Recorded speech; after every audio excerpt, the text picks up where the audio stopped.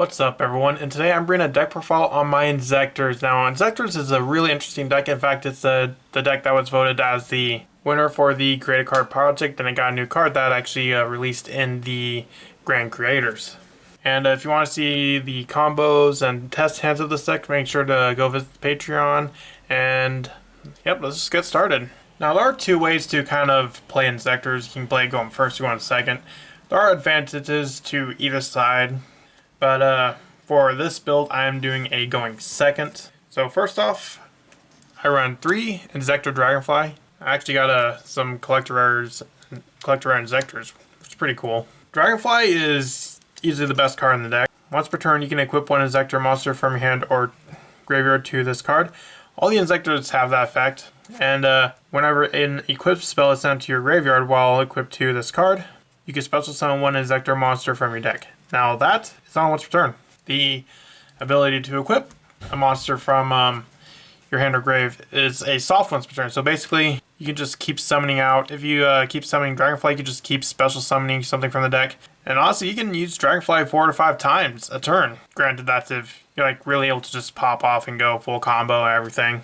I also run 3 Centipede. Centipede, when a Zectaro monster, if an equipped card is sent to the graveyard while equipped to this card, you can add one Inzektor card from your deck to your hand. So you can add a monster, spell.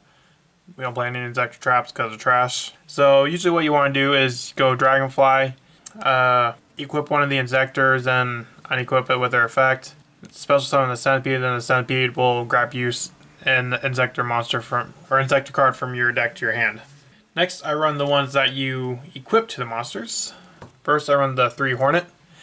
Now, while Dragonfly and Centipede are the ones you want to be equipping to, Hornet and the next one, Ladybug, are the ones you want to equip to the monsters. Because when Hornet is equipped to a monster, it can send itself to the graveyard to target one card on the field to destroy it.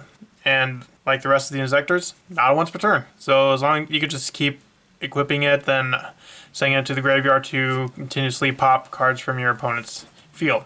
That's mainly why I like going second, because if you're going first, Hornet is going to be absolutely dead. Which is a good thing that we also run 3 Insector Ladybug. Now Ladybug, when it is attached to a monster, the level is increased by 2. And while this card is equipped to a monster, you can send this card to the graveyard, target one face-up monster you control, increase that target's level by 1 or 2. That part doesn't really matter. You may just want the effect to be able to trigger off Centipede and Dragonfly. Now if you're going first, you want to use Ladybug instead of Hornet. If you're going second, you want to use Hornet instead of Ladybug. So this deck can kind of play both ways, depending on what you want to do. If you want to do a going first build, you're going to focus more so on wanting to get Ladybug out. And for going second, you want to get more so a Hornet, but if you're going second, you can use both Hornet and Ladybug. Whereas if you're going first, you can really only use the Ladybug, because if you're using Hornet going first, you're just going to be destroying your own cards, which you do not want to do.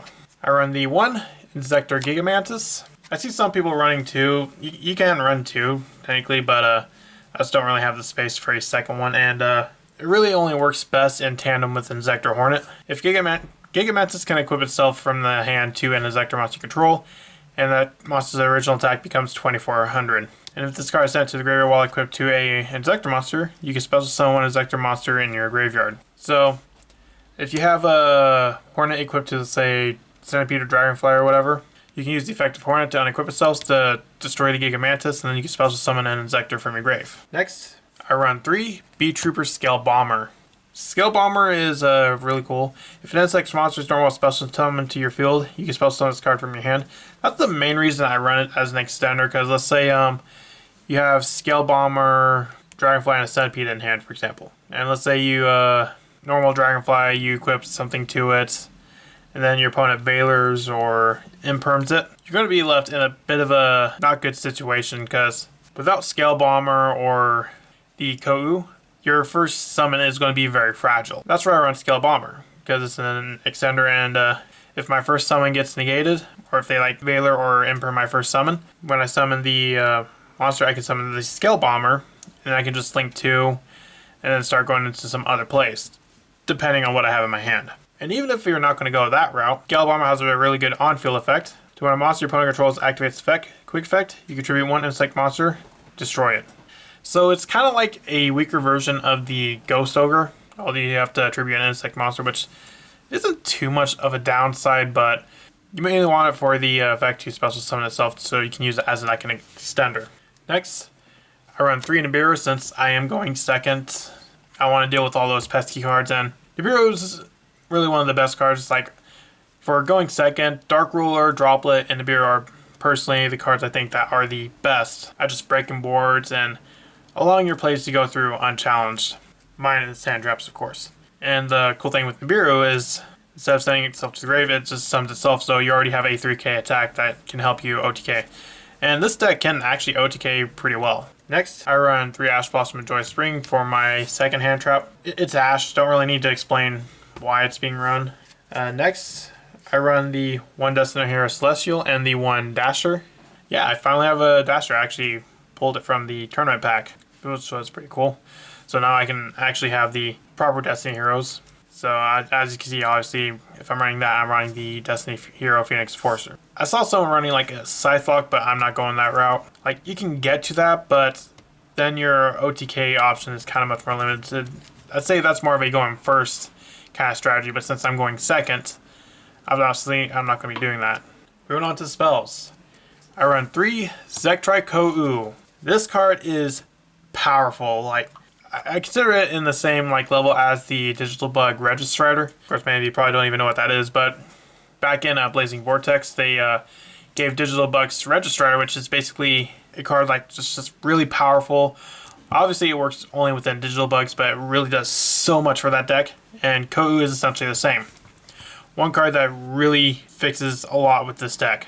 Not enough to make it like a tier 1 or anything, but this deck actually has seen a couple tops, so. Now, Kou. Basically, you can send 1 other Inzektor card from your hand or face of field to the graveyard to activate one of these effects. First one is choose 1 Inzektor monster from your deck and either special summon it, or equip it to an Inzektor monster control, or equip 1 Inzektor equip spell from your deck to an Inzektor monster control.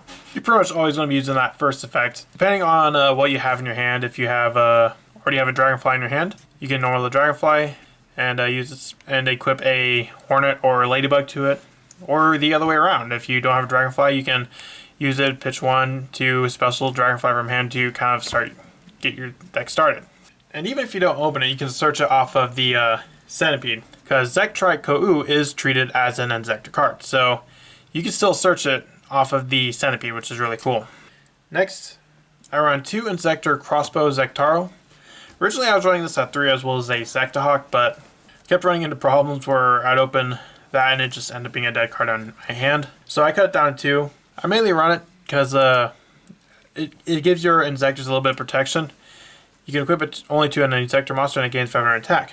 But your opponent can activate cards or effects in response to the activation of the equipped monster's effect. So it's basically like Altergeist Protocol, that it just allows your plays to happen and your opponent cannot respond. So if you want to activate Dragonfly, or if you equip it to a Dragonfly and you want to activate Dragonfly's effect, Dragonfly's going to go off and they can't do a thing about it. They have to get rid of this first before they can respond to the Dragonfly. Next, since it is a go on second build, I run 3 Dark Ruler No More. Well, before, like when I was running these extras before the Kou, I was mainly running a going second OTK. Well, you can still OTK. It's more, I'm doing more so of a going second because we can get into like an Axis Code, Saryuja, Apollosa. Basically, Link Forge we can get into pretty easy. Next, I run 3 Raigeki. And basically, Dark Ruler, Raigeki, and Nibiru are essentially my board breakers or board negators. The ones that can just do the most damage to my opponent and basically allow my plays to go unchallenged. If anything, Raigeki can just bait out a negate. Because let's say you're going against Sword Soul and they have a Baron de Flor. If you use Raigeki, they're going to have to waste that Baron de Flor's effect to negate the Raigeki, which will allow your other plays to go through. I run 2 Fusion Destiny for my Phoenix Forcer combos. I also run 3 Crossout Designator. I run Crossout Designator because I really don't want to get hand trapped. I run 2 Crossout Designator.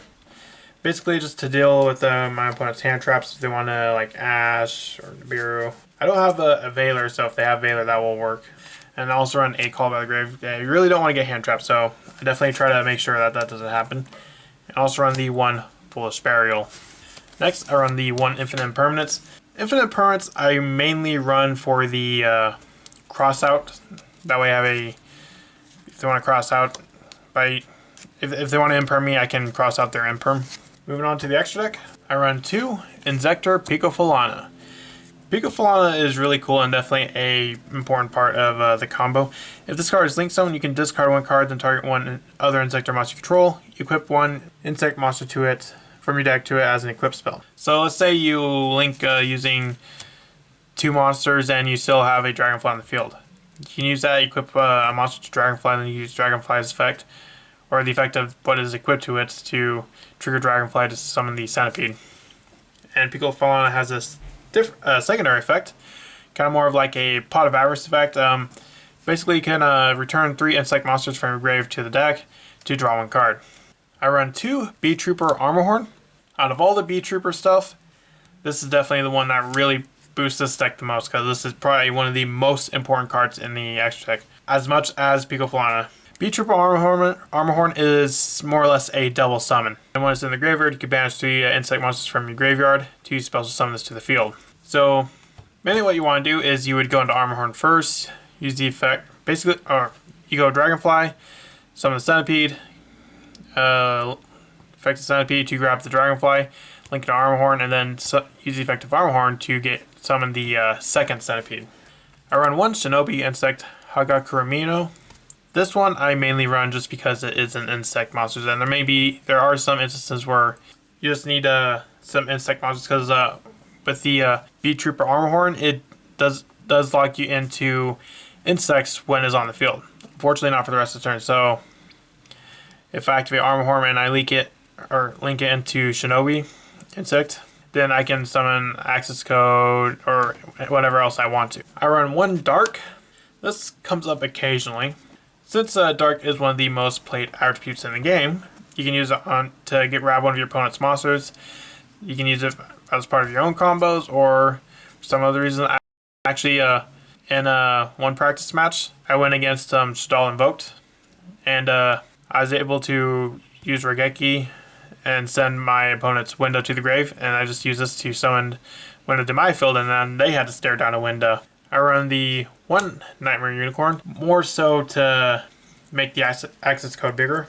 1 Seraphim Papillion.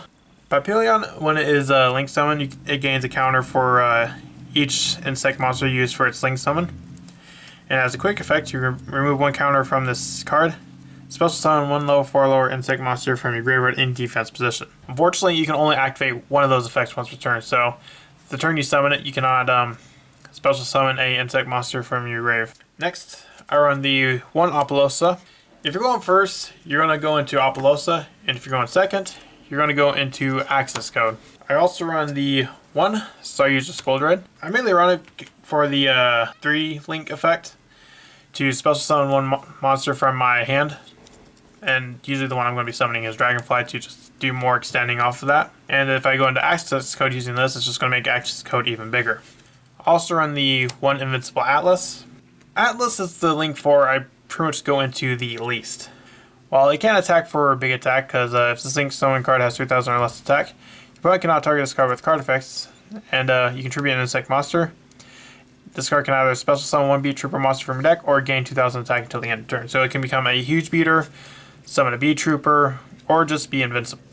Next, I run the 1 Cicada King.